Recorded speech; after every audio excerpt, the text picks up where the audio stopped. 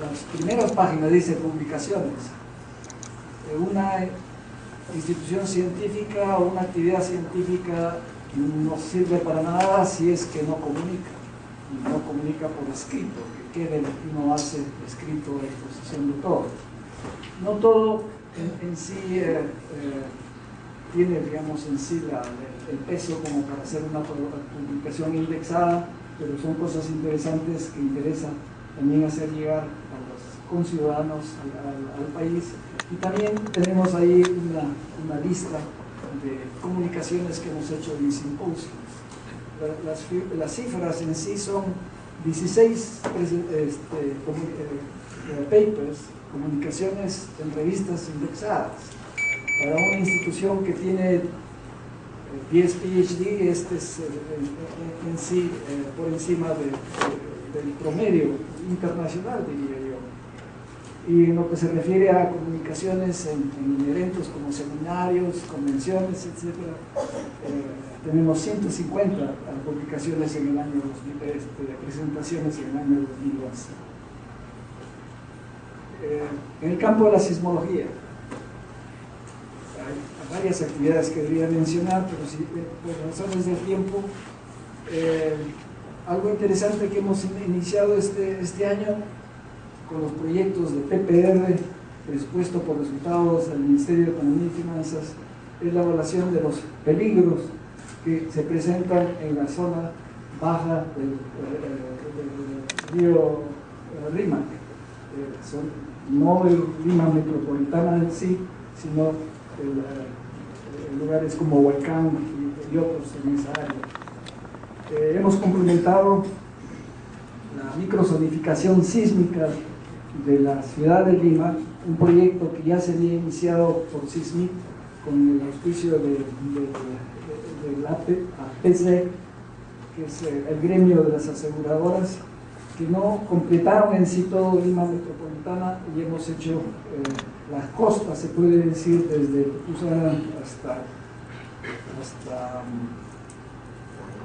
¿cómo se llama? No es Ancón, sino la playa al sur de Ancón, Santa Rosa. Microzonificación sísmica significa calidad de suelo. Las construcciones son diferentes, deberían ser diferentes según el suelo. Hay suelos que amplifican las ondas sísmicas más que otros, y eso hay que conocerlo de antemano. No es que sean zonas peligrosas, sino son zonas en que uno tiene que saber en sí cuál es la respuesta del suelo para que el ingeniero que diseña los cimientos y la estructura lo haga de acuerdo al suelo.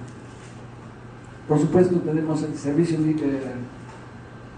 sismológico, que es tal vez el que más conocen todos ustedes, porque es el que da las noticias en el periódico y en los medios que ha ocurrido un sismo de magnitud 5.4, su epicentro, magnitud y con qué intensidad se han sentido las ciudades. Esta es una actividad continua que tenemos y que por supuesto es bastante importante. No solamente satisfacer la curiosidad de la gente, sino las necesidades de las autoridades. Tenemos un proyecto, a mí me gusta el nombre de formación de la corteza. Lo ven ustedes bajo el título de geodesia espacial. Esto hace uso de las técnicas de GPS para ver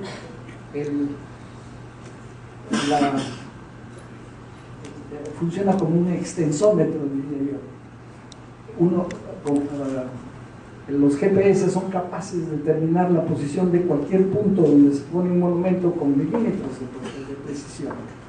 Si uno observa, a manera de ejemplo, un par de puntos a 20 kilómetros de distancia, con 1 milímetro de precisión hoy día, si uno regresa al año siguiente y ve que en lugar de tener 20 kilómetros de distancia se ha acercado unos 4 o 5 centímetros, quiere decir que toda esa parte de la corteza se ha comprimido. ¿Y por qué se ha comprimido? Porque deformación va con esfuerzos, porque algo lo está empujando y los esfuerzos se están incrementando. Esta es una tecnología relativamente nueva que ha venido junto con el desarrollo en sí de la técnica de posicionamiento por por satélite, que nos permite en la costa peruana, zona de subducción, ver cuáles son las zonas que están atracadas. Todo el mundo, se repite todos los días, casi cada vez que hay un sismo, la cuestión de la dinámica de las placas, que es en sí la causa de los terremotos. Se dice que la placa de Nazca y la placa continental se están moviendo en dirección opuesta y que se encuentran en la fosa marina frente a las costas del Perú. La placa de Nazca se sumerge, ¿no?, por debajo de la corteza y se mueve a una velocidad de más o menos 6 centímetros por año. Pero este movimiento no es lubricado. Por años, ese es el promedio en sí, anual, multianual, y el promedio también para diferentes lugares. Pero digo, no está lubricado. Hay ciertos lugares en que se atraca una corteza con respecto a la otra. Hay puntos de aspereza, le llaman los sismólogos. Y en esa zona no hay este movimiento, pero las placas siguen empujando. Entonces hay deformación. La deformación, pues, mide el GPS y que se va acumulando. Eventualmente esta deformación rompe y es lo que produce un terremoto. O sea, es muy importante, ¿no?, hacer estas mediciones en la corteza de la costa. Y ya salen conclusiones interesantes sobre cuáles son las zonas que más probabilidad tiene de que ocurra un terremoto. No nos dice qué día, qué hora, qué año, pero sí nos dice qué zona. Por ejemplo, y está a cierto punto aceptado internacionalmente, y ustedes pueden ver una bastante actividad en la parte sur del Perú, norte de Chile, porque eso es una zona que está atracada, y está atracada por 120 y tantos años. O sea, ahí se está acumulando esfuerzos y eventualmente puede haber un sismo tan grande como el que ha ocurrido en el pasado, que dicho sea de paso, eso es una regla general. Sismos en el Perú van a ocurrir en el futuro con la misma intensidad y frecuencia que han ocurrido en el pasado. Pero por lo menos sabemos por dónde hay mayor peligro. También, y aquí me estaría adelantando un poco, creo que es un trabajo que todavía no está publicado, entiendo que va a ser parte de la tesis de Juan Carlos Villegas, y no quisiera sacarle en sí la nata de su presentación. Este es un trabajo que está haciendo con el doctor Chilier. Después voy expandiendo un poco sobre esta contribución, en que nos dice que mediciones que han hecho en el norte hace poco nos dicen que la parte norte del Perú no está atracada o tiene, digamos, un desplazamiento bastante similar al de toda la corteza. O sea que eso es una zona que presenta mucho menos peligros sísmicos que la parte sur. Esto a manera de ejemplo de la utilidad en sí de esta tecnología. He mencionado al doctor Chilier. Vale la pena mencionar que como parte del apoyo que tenemos del IRD, Francia, de la cual estamos muy agradecidos, y más tarde vamos a tener una ceremonia de reconocimiento. Es uno de los expertos en esta técnica, ha estudiado los terremotos de Japón, de Indonesia, de Chile, y va a estar con nosotros 3 años, ¿no?, haciendo uso de estas mediciones y de estas tecnologías. Por supuesto,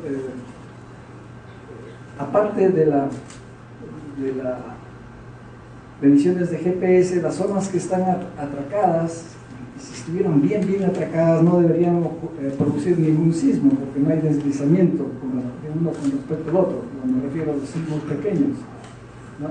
Y el doctor Norabuena en este programa, ¿no?, tiene también una red de sismómetros con bastante sensibilidad, tratar de ver los sismos más pequeños, para ver cuáles son los lugares en que no hay sismicidad, que hay un cierto silencio. Y en este caso estoy hablando de silencio sísmico, pero de poca magnitud. Voy a tener que saltar mucho de las notas si quiero cumplir con el horario. Vulcanología. Ahí vamos a tener una exposición más tarde con un poco más de detalle, pero lo que quisiera aquí resaltar es que erupciones volcánicas, a diferencia de los sismos, la naturaleza nos avisa. Un volcán no nos sorprende, no erupciona sin que nosotros sepamos. Hacen ruido, inflan los cachetes antes de eructar, se puede decir.